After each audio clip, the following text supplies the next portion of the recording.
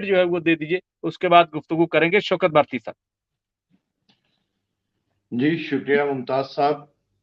और मैं आज ये डिले हो गया, मैं वेट कर रहा था।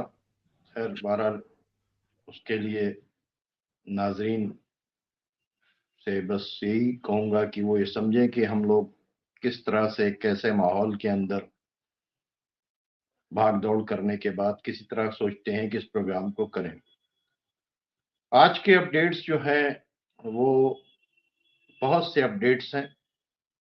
एक तो यमन का अपडेट है कि यमन ने जो है बाकायदा तौर के ऊपर, जैसा कि लगातार उनके ऊपर ब्रिटेन और अमेरिका की तरफ से हमले हो रहे हैं, उन सब के बावजूद आज उन्होंने अमेरिका के 2 जहाज़ों के ऊपर बाकायदा तौर के ऊपर अटैक किया और उनको काफ़ी नुकसान पहुंचाया। और कल उन्होंने इजराइल के एक जहाज़ को डुबो दिया था, जो क्या नाम, उस पर ऐसा हमला कर दिया था कि पूरी तरीके से वो बर्बाद हो गया। तो वो उन्होंने रेड सी में नहीं किया बल्कि अरेबियन सी के अंदर जाके किया। और अब जो मिसाइल्स इस्तेमाल कर रहे हैं वो बाकायदा तौर के ऊपर वो बड़ी खतरनाक मिसाइल इस्तेमाल कर रहे हैं। और उनके पास अभी जो रेंज है वो 180 किलोमीटर से लेकर 500 किलोमीटर की रेंज है। और उन्होंने साफ साफ कहा है कि हम रेड सी से किसी के जहाज नहीं गुजरने देंगे, और अब रेड सी में नहीं बल्कि अरेबियन सी के अंदर भी हम इजराइल के जहाज़ों को हिट करेंगे, अमेरिका के जहाज को हिट करेंगे, ब्रिटेन के जहाज को हिट करेंगे। और आज अमेरिका की मदद के लिए इटली का भी एक वॉरशिप आ रहा है।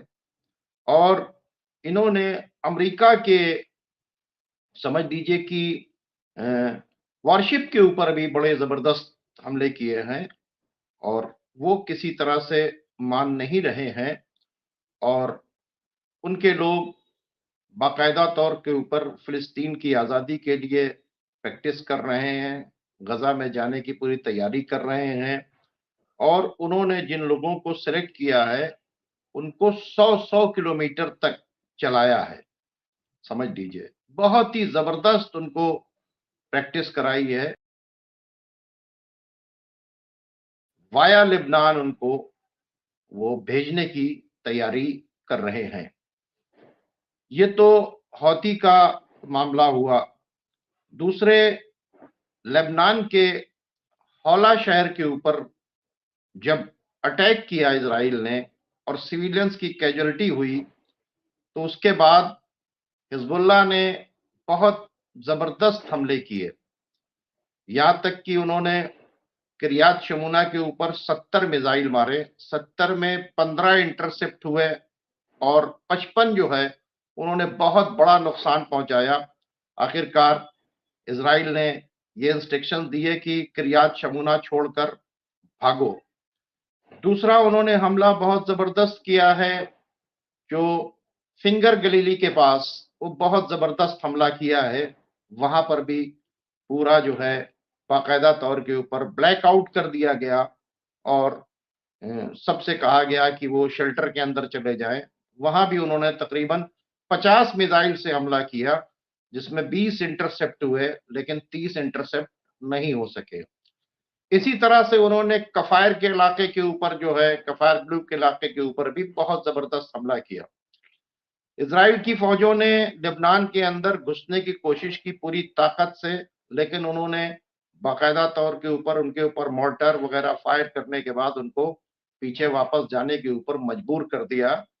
तो ऐसे जबरदस्त हमले आज तक नहीं हुए हैं, जिसकी वजह से इस वक्त पूरा जो वेस्टर्न मीडिया जो है वो इजराइल को बाकायदा तौर के ऊपर एडवाइस दे रहा है, इस जंग के अंदर मत उलझो, वरना हिजबुल्लाह एक दिन में 1000 मिसाइल भी तुम्हारे ऊपर फायर करेगी और हिजबुल्लाह से लड़ना नामुमकिन हो जाएगा। तो यानी बहुत ही शिद्दत की लड़ाई जो है वो वहां के ऊपर चल रही है। दूसरी तरफ जो है इराकी रेसिस्टेंस ने हैफा में जो इनका पोर्ट है उसके करीब एक इन्होंने बहुत बड़ा हमला किया है, और उसी से मिले हुए एक शहर के ऊपर भी बहुत बड़ा हमला किया है। ऐसा लगता है कि वहां के ऊपर मिसाइल की बारिश कर दी है, वहां भी बहुत ज्यादा नुकसान हुआ है। तीसरे, हमास ने जो बाकायदा तौर के ऊपर जैतून के इलाके के अंदर इसराइल को जबरदस्त शिकस्त दी है, उनके बहुत से लोगों को मारा है, उनके टैंक को मारा है। यानी लड़ाई इस वक्त बड़ी तेजी से जो है वो शिद्दत अख्तियार कर गई है। और जो बाइडेन ने कहा कि क्या नाम है, जो प्रपोजल रखा सीज फायर का, उसमें उन्होंने कहा कि हमास के पाले के अंदर है, हमास मान ले। हमास क्या मान ले? चंद दिनों का सीज फायर कर ले और इसराइल के कैदियों को वापस कर दे। ये बाइडेन के इस स्टेटमेंट को बाकायदा तौर के ऊपर उन्होंने, हमास ने रिजेक्ट कर दिया कि हम कोई तुम्हारे साथ सीज फायर नहीं करेंगे। अगर सीज फायर करना है तो परमानेंट सीज फायर करो, और इसराइल की आर्मी यहां के ऊपर नहीं जाएगी, और बाकायदा तौर के ऊपर एड जो है वो वहां के ऊपर भेजी जाएगी। उधर एड के नाम के ऊपर जो है 3 ट्रक भेजे गए, 7 लाख लोगों के बीच में 3 ट्रक भेजे गए, और उसके ऊपर भी हमला किया गया, और वहां के ऊपर कैजुअलिटीज हुई हैं काफी। और वो जो उनके फोटोज आ रहे हैं वो देखने से ताल्लुक रखते हैं। अब आपको बताएं कि हाथों के अंदर औरतें जो हैं वो पानी के डब्बे लिए खड़ी हुई हैं, उनको पानी नहीं मिल रहा, वो चिल्ला के कह रहे हैं कि हम अपने कैंप के अंदर बच्चों को पानी कैसे लेके जाएं। एक जवान औरत जो है, उसका छोटा सा बच्चा जो है, उसके ऊपर हमला किया गया, वो जख्मी हो गया, उसने उसके गोद के अंदर दम तोड़ दिया। तो इस तरह के तमाम जो कारनामे हैं वो पूरी तरीके से अंजाम दिए जा रहे हैं। और जिन लोगों को इन्होंने गिरफ्तार किया है, जो वेस्ट बैंक से यहां वहां, उनको बहुत ज्यादा उनके साथ सेक्सुअल असॉल्ट कर रही है, और बाकायदा तौर के ऊपर एक, मतलब इतना घिनौना काम हो रहा है जो दुनिया के अंदर कोई भी आर्मी इस तरह सा काम नहीं कर सकती जो काम वहां पर किया गया है। और क्योंकि इसराइल को सपोर्ट करने के लिए बाकायदा तौर के ऊपर जका फाउंडेशन है, ये वही जका फाउंडेशन है जिसने फैब्रिकेट किया था कि 7 अक्टूबर के हमले के अंदर जो है 40 शीरखार बच्चों को ज़िबा किया गया। ये वही जका फाउंडेशन है जिसने इस स्टोरी को प्लांट किया था, और जिसने कहा था कि वहां के ऊपर औरतों के साथ रेप किया है हमास के लोगों ने। तो यूनाइटेड नेशन की एक एम्प्लाई, और जिसका नाम है परमेला, क्या नाम है, बेनेट, उसको जो है बुलाया गया, और बाकायदा तौर के ऊपर इसराइल के अंदर एक कॉन्फ्रेंस की गई।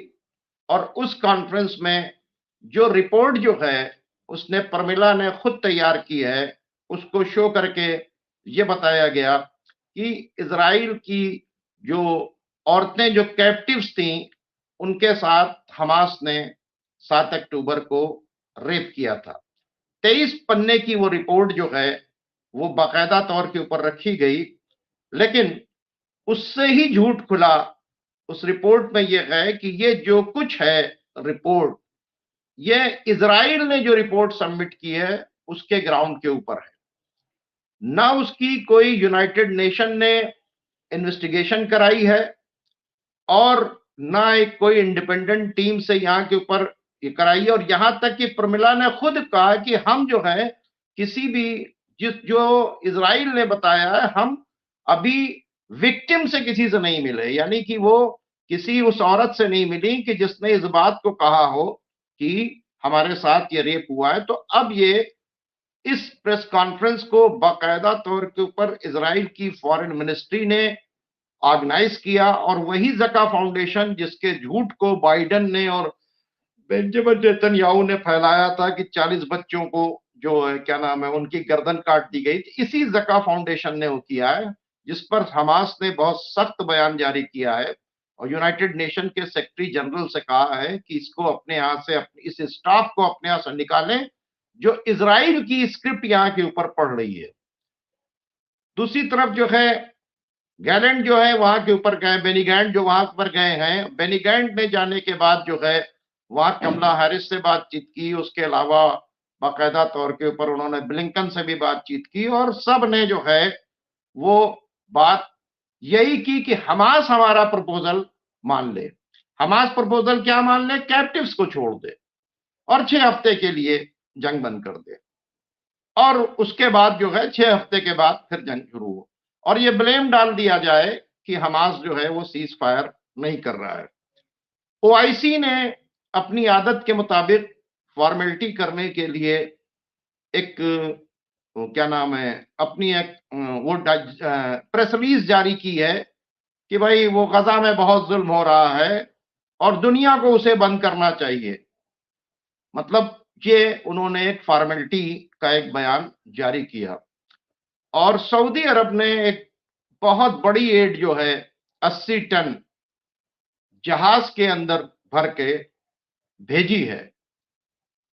लेकिन आप समझ रहे होंगे शायद ये एड जो है फिलिस्तीनियों को आई हो। नहीं नहीं नहीं, फिलिस्तीनियों को नहीं आई है, ये एड जो है यूक्रेन को गई है। उनका जो शिप है, कार्गो शिप जो एड लेके पहुंचा है, फिलिस्तीन नहीं पहुंचा है, वो कहां पहुंचा है? यूक्रेन पहुंचा है। तो मतलब फिलिस्तीन के लिए उनके दिल में कोई हमदर्दी नहीं है। और दूसरे अभी 7 लाख लोगों के लिए 3 ट्रक अंदर आए, और उन 3 ट्रक के ऊपर भी जब लोग जाने लगे तो उसके बाद जो है उनके ऊपर भी अटैक किया गया। ये वहां की पोजीशन है जो मैंने आपके सामने रखी। और तैयब उर्दगान से मिलने पहुंचे कौन? महमूद अब्बास साहब। उन्होंने कोई वही बयान दिया कि 150 दिन से इजराइल बहुत जुल्म कर रहा है और ये पूरी दुनिया देख रही है गजा के ऊपर कितना जुल्म हो रहा है, लेकिन कोई एक्शन करने की कोई बात जो है वो मतलब नहीं आई।